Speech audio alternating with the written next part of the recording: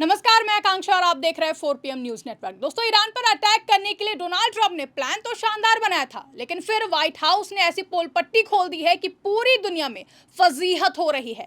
तो आखिर क्यों ट्रंप ने सैकड़ों पत्रकारों को बुला करके खुद पर गोली चलवाई और कैसे अमेरिका ने व्हाइट हाउस अटैक को ईरान से जोड़ करके सबसे खतरनाक प्लान बनाया है, इस पर जानकारी के लिए हमारे साथ मौजूद है प्रियंका जी। प्रियंका जी, लाखों करोड़ों की सिक्योरिटी के बीच सुपर पावर देश के राष्ट्रपति पर आखिर गोली चल कैसे गई? यही सवाल तो पूरी दुनिया पूछ रही है कि आखिर इतनी टाइट सिक्योरिटी के बीच गोली चली तो चली कैसे। सूत्रों की माने तो ये गोली कोई चली नहीं है, बल्कि डोनाल्ड ट्रंप ने पत्रकारों को इकट्ठा करके वेल प्लान्ड तरीके से गोलियां चलवाई हैं। तो फिलहाल कैसे व्हाइट हाउस ने इस पूरे खेल की पोल पट्टी खोल कर रख दी है और डोनाल्ड ट्रंप गोली कांड का ईरानी कनेक्शन निकालने के चक्कर में कैसे डबल बेइज्जत हुए हैं, आपको एक एक करके खबरें दिखाएंगे। लेकिन खबर में सबसे पहले शुरुआत CNN की रिपोर्ट से करते हैं। आपको बता दें आकांक्षा, ये जो खबर निकल कर सामने आई है, इस खबर ने ट्रंप के प्लान का भांडाफोड़ कर दिया है। इस रिपोर्ट में साफ साफ लिखा हुआ है कि डोनाल्ड ट्रंप ने इस बार जो व्हाइट हाउस के डिनर में किया है वो अनएक्सपेक्टेड है। मतलब डोनाल्ड ट्रंप ने वो करके दिखा दिया है जिसकी उम्मीद कभी भी डोनाल्ड ट्रंप से नहीं की गई थी।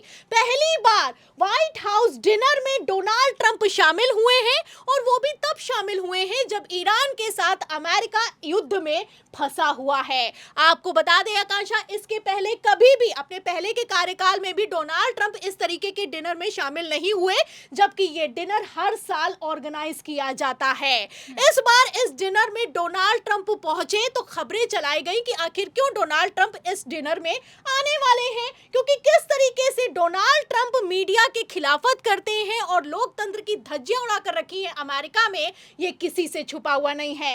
लगातार ईरान वॉर के बीच डोनाल्ड ट्रंप की अमेरिका में फजीहत हो रही है। अमेरिकी संसद में डोनाल्ड ट्रंप के खिलाफ प्रस्ताव लाया जा रहा है। इन सब के बीच ये डिनर ऑर्गेनाइज हुआ और इस डिनर में जब डोनाल्ड ट्रंप पहुंचे तो पूरे ग्लोबल मीडिया की स्पॉटलाइट व्हाइट हाउस के डिनर की तरफ घूम गई। खबरें तो यहां तक निकल कर सामने आई, जो व्हाइट हाउस का डिनर होने वाला है इसमें जितने भी जर्नलिस्ट हैं, सीनियर जर्नलिस्ट हैं, वो डोनाल्ड ट्रंप का विरोध करने वाले हैं। और ये कोई हवाई बात नहीं है आकांक्षा, खबर आप देख भी सकती, इसमें लिखा भी हुआ है कि then rather among 200 journalists demanding Trump be called out at White House correspondents dinner. मतलब यहाँ पर जो सीनियर जर्नलिस्ट हैं, नाम है डेन रादर, इन्हें सरकार के खिलाफ खबर चलाने के चक्कर में नौकरी से निकाल दिया गया था।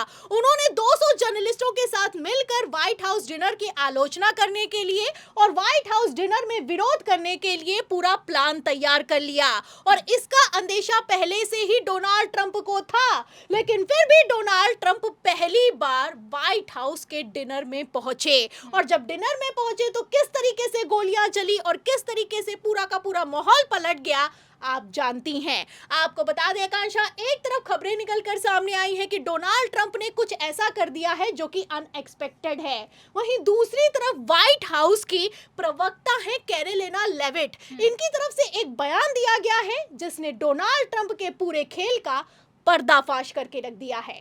This speech tonight will be classic Donald J. Trump. It'll be funny, it'll be entertaining.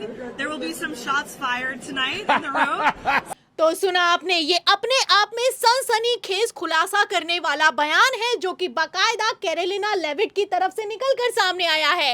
उनका कहना है कि डोनाल्ड ट्रंप आज रात के डिनर में जो भाषण देने वाले हैं वो शानदार भाषण होगा, फनी भाषण होगा और ऐसा भाषण होगा कि इस भाषण के दौरान गोलियां भी चलने वाली हैं। मतलब दावा तो बातों की गोलियों का किया गया था, लेकिन जिस तरीके से गोलियां चली हैं, जिस तरीके से पहली बार वो हो गया है जो कि कभी इतिहास में नहीं हुआ है, उसके बाद से सवाल खड़ा किया जा रहा है कि क्या सोची समझी रणनीति के तहत डोनाल्ड ट्रंप ने इस डिनर से भागने और ईरान वॉर के बीच खुद को विक्टिम साबित करने के लिए पूरा खेल किया है। मतलब कि आप अच्छे से जानती हैं कि किस तरीके से डोनाल्ड ट्रंप इस जंग से बाहर निकलना चाहते हैं। चाहकर भी डोनाल्ड ट्रंप ईरान के सामने सरेंडर तो कर नहीं सकते, इसीलिए एक ऐसा प्लान तैयार किया गया जिसमें यह साबित हो जाए कि ईरानी कनेक्शन है।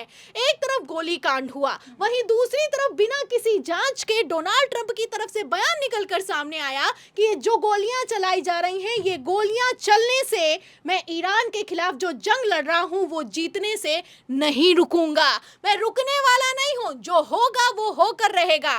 मतलब आप समझ सकती हैं कि डोनाल्ड ट्रंप ईरान को धमका रहे हैं, ईरान को डरा रहे हैं और एक तरीके से इस गोलीकांड का ईरान से कनेक्शन भी निकाल रहे हैं। एक तरफ व्हाइट हाउस में गोलियां चली, वहीं दूसरी तरफ डोनाल्ड ट्रंप ने बिना किसी जांच के ईरान को जैसे टारगेट किया है। ऐसे में आप समझ सकती हैं कि किस तरीके से डोनाल्ड ट्रंप का पूरा खेल एक्सपोज होता हुआ नजर आ रहा है। पहले तो इतनी टाइट सिक्योरिटी के बीच सुपर पावर देश के सबसे ताकतवर राष्ट्रपति पर गोली चली, फिर उसके बाद डोनाल्ड ट्रंप ने कहा कि इस तरह की गोलियों से मैं डरने वाला नहीं हूं, जो ईरान के खिलाफ वॉर चल रही है उसमें मुझे जीतने से कोई नहीं रोक सकता है।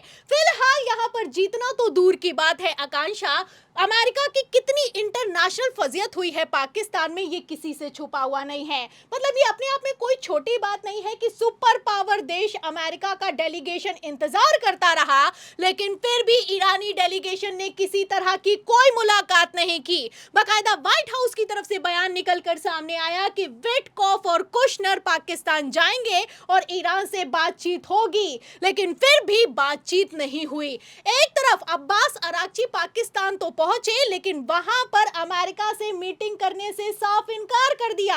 वहीं दूसरी तरफ डोनाल्ड ट्रंप ने अचानक से जो इस्लामाबाद का दूसरी दौर की बातचीत के लिए दौरा होने वाला था उसको कैंसिल कर दिया।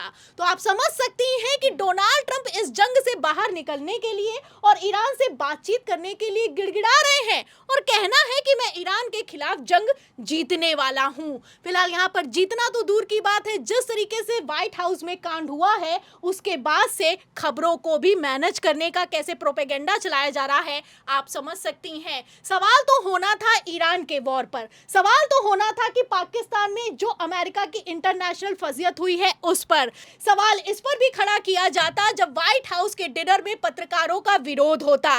लेकिन अब आप समझ सकती हैं कि सारी खबरें पलट चुकी हैं और सब कोई अगर चर्चा कर रहा है, इंटरनेशनल मीडिया अगर किसी मुद्दे पर चर्चा कर रहा है तो चर्चा इसी मुद्दे पर हो रही है कि आखिर व्हाइट हाउस में गोली चली तो चली कैसे। फिलहाल जैसे डोनाल्ड ट्रंप ने खेल किया है, इस खेल का अब बांडाफोड़ हो चुका है। आपको बता दें आकांक्षा, जब इजराइल के साथ धोखे से मिलकर अमेरिका ने ईरान पर अटैक किया तब अमेरिका की तरफ से बयान दिया गया कि ईरान डोनाल्ड ट्रंप की हत्या करने वाला था, इसलिए हमने ईरान पर अटैक किया। फिलहाल अब उसी को साबित करने की कोशिश की जा रही है। डोनाल्ड ट्रंप कुछ तो ऐसा बहाना चाहते हैं ईरान पर अटैक करने के लिए, इसीलिए इस गोली कांड के प्लान को अंजाम दिया गया है। वरना ईरान पर एक तरफ वो तैनाती बढ़ाना, वहीं दूसरी तरफ व्हाइट हाउस डिनर में जाना, दाल में कुछ काला नहीं बल्कि पूरी की पूरी दाल काली दिखाई दे रही है। खबरें तो यहाँ तक निकलकर सामने आ रही हैं कि डोनाल्ड ट्रंप की तबीयत ईरान वॉर के बीच लगातार बिगड़ती जा रही है। उनके जो हालात हैं वो बद से बदतर दिखाई दे रहे हैं। इंटरनेशनल मीडिया इस तरीके की खबरें चला रहा है। खबर आप देख भी सकती हैं, इसमें लिखा भी हुआ है कि जब पिछली बार इस्लामाबाद में दूसरे दौर की बातचीत कैंसिल हो गई तो डोनाल्ड ट्रंप के टेढ़े मेढ़े हाथ, लड़खड़ाते हुए कदम दिखाई दे रहे थे और वो मीडिया के सवालों के जवाब तक नहीं दे पा रहे थे। डोनाल्ड ट्रंप का आलम तो ये हो चुका है, इतनी हालत खराब दिखाई दे रही है कि बाकायदा प्रेस ब्रीफिंग चल रही है और ये आदमी सो रहा है क्योंकि इसकी अब नींद हराम करके रख दी है ईरान ने। फिलहाल जैसे हालात हैं ऐसे हालातों में अगर डोनाल्ड ट्रंप ने ईरान के खिलाफ किसी तरह का स्टेट ऑफ हॉर्मोज पर एक्शन लिया तो ये जंग और भी ज्यादा खतरनाक होने वाली है, क्योंकि अमेरिकी एक्सपर्ट्स ने ही कह दिया है कि हॉर्मोज पर कब्जा करना अमेरिका के बस की बात नहीं है और ईरान को झुका पाना तो अब ट्रंप के बस की बात नहीं दिखाई दे रहा है। तो जैसे ट्रंप की चौतरफा फजीहत हो रही है, इसके बाद ईरान पर अटैक करके सुपर पावर देश अमेरिका फजीहत से बच पाएगा या फिर डबल फजीहत उठाएगा? इस सवाल के जवाब में और इस पूरी रिपोर्ट को लेकर के आपके जो भी विचार है कमेंट करके हमें जरूर बताएगा। अगर वीडियो पसंद आई हो तो उसको ज्यादा से ज्यादा लाइक करें, शेयर करें, चैनल को सब्सक्राइब करें और ज्वाइन करना बिल्कुल भी ना भूलें और देखते रहिए 4 PM न्यूज नेटवर्क।